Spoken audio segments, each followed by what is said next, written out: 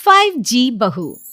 सुमित्रा जी का बेटा था अमित और बहू का नाम था अमृता।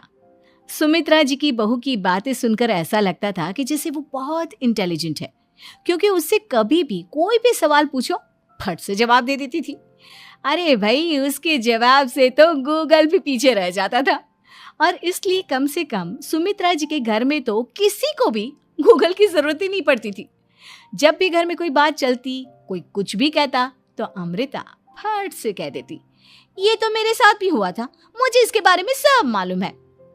एक दिन सुमित्रा जी अमित और अपनी बहू अमृता के साथ अमित के बुआ जी, फूफा जी यानी कि मुकेश और उर्मिला जी के यहाँ पर मिलने के लिए गए। अरे बहुत अच्छा किया अमित बेटा, इतने दिनों के बाद आए हो तुम। हाँ सुमित्रा भाभी, कभी तो आ जाया करिए अपने बच्चों को लेकर। आपकी बहू के आने से तो हमारे घर में भी रौनक आ गई है। वो क्या है ना, अमित ऑफिस के काम में बहुत बिजी रहता है, इसलिए उसे तो वक्त ही नहीं मिल पाता। अच्छा, लगता है नौकरी काफी मुश्किल है अमित की। अरे नहीं फूफा जी, ऐसी कोई बात नहीं है। आप तो जानते हैं ना प्राइवेट जॉब में कितना काम होता है।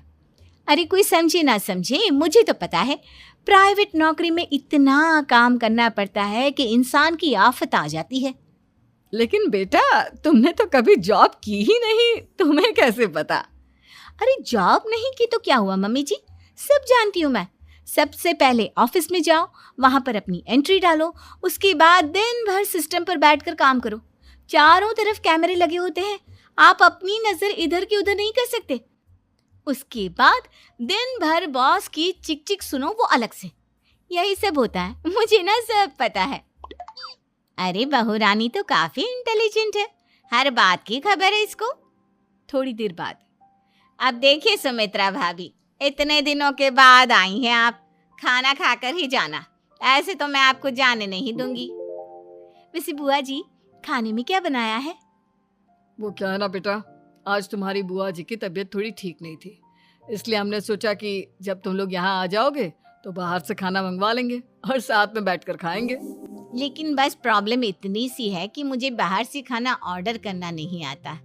सोचा जब अमित आएगा तो उसी को बोल दूंगी। अरे मुझे आता है ना, मैं कर देती हूँ ऑर्डर। बताइए क्या क्या मंगाना है आपको? इटालियन, कॉन्टिनेंटल, इंडियन, पंजाबी, सब पता है मुझे। क्या बात है बहू, क्या घर में भी खाना रोज बाहर से ऑर्डर करती हो? अरे नहीं बुआ जी, ऐसी कोई बात नहीं है, बस मुझे ना सब पता है। कोई बात नहीं अमृता, मैं अपने फोन से ऑर्डर कर देता हूँ।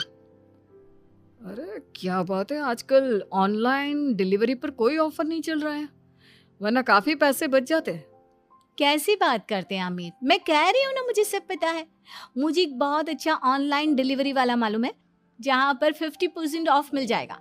और आज तो वैसे भी फ्राइडे है ना, फ्राइडे को तो उस पर 50-70% ऑफर मिलता ही मिलता है। अरे क्या बात है, इसके बारे में तो मुझे पता ही नहीं था। अरे बेटा, जिस चीज के बारे में किसी को पता नहीं होता, हमारी बहू को पता होता है। एक काम कर, तू उसी को ऑर्डर करने दे। क्या बात है अमृता बेटा, तुम तो बहुत इंटेलिजेंट हो, सब कुछ जानती हो। कुछ दिनों के बाद सुमित्रा जी की कुछ सहेलियां उनसे मिलने के लिए आती हैं। अरे सुमित्रा बहन कैसी हो, बहू कैसी है तुम्हारी? अरे पूछिए मत, बहुत इंटेलिजेंट है मेरी बहू, सब कुछ जानती है। क्या बात है, बहू के आने के बाद तो औरतें दुखी हो जाती है, लेकिन तुम तो बहुत खुश लग रही हो। वो क्या है ना, मेरी बहू है ही इतनी अच्छी। अरे तो बुलाओ ना, हमारे साथ बैठेगी, बातें करेंगी तो हमें भी अच्छा लगेगा। सुमित्रा जी अमृता को बाहर बुलाती हैं और उसके बाद सब लोग बातें करने लगते हैं। क्या बताऊं, कुछ दिनों से घुटनों में इतना दर्द हो रहा है कि चला भी नहीं जाता। अब बुढ़ापे में तो ये सब चलता ही रहता है, क्या कर सकते हैं। आंटी जी, आप योगा करिए, योगा और साथ में ना काले तिल खाया करिए, आपके घुटनों का दर्द भाग जाएगा।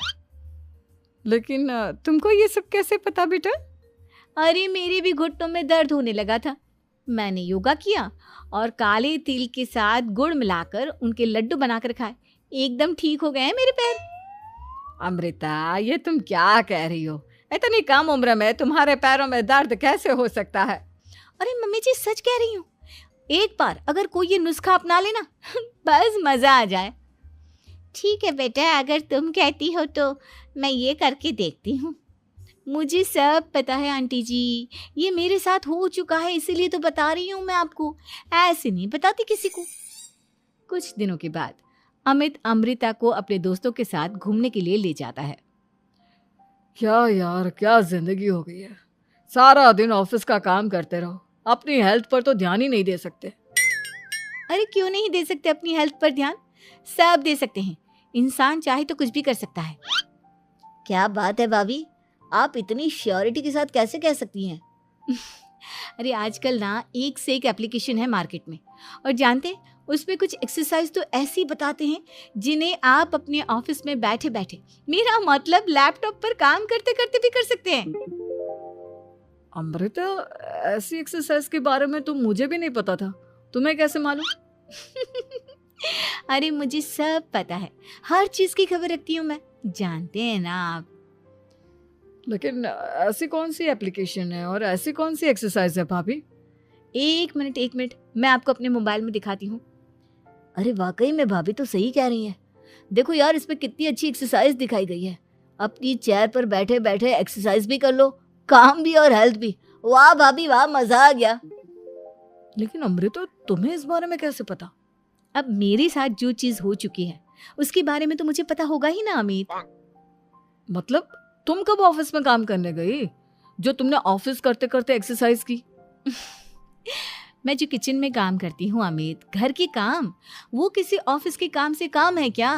बस मैं भी वो सब करते करते इनमें से कुछ एक्सरसाइज ट्राई कर लेती हूँ, इसीलिए मुझे सब पता है। सही है यार, तुम तो बहुत इंटेलिजेंट हो। कुछ दिनों के बाद ये क्या है, एक दोस्त ने मेरे साथ एक मजाक किया है लेकिन समझ में ही नहीं आ रहा। अरे बेटा, तो अमृता से पूछ लेना, उसके पास कोई ना कोई जवाब जरूर होगा। ठीक कहती है मम्मी जी, मैं सब जानती हूँ। लेकिन अमृता, ये थोड़ा मुश्किल है, सोच लो। मेरे लिए कुछ भी मुश्किल नहीं, दुनिया की कोई भी पहेली हो मैं चुटकी में सॉल्व कर लेती हूँ।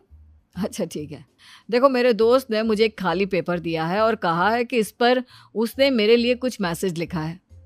अब एक बात बताओ यार, खाली पेपर पर, आई मीन जिस पर कुछ भी नहीं लिखा हुआ, उसे मैं कैसे पढ़कर बताऊं? अरे बस इतनी सी बात, इसे तो मैं चुटकियों में सॉल्व कर दूंगी अमित। लेकिन कैसे बहू, इस पेपर पर तो वाकई में कुछ नहीं लिखा हुआ, एकदम खाली पेपर है, कैसे, क्या पढ़ोगी तुम?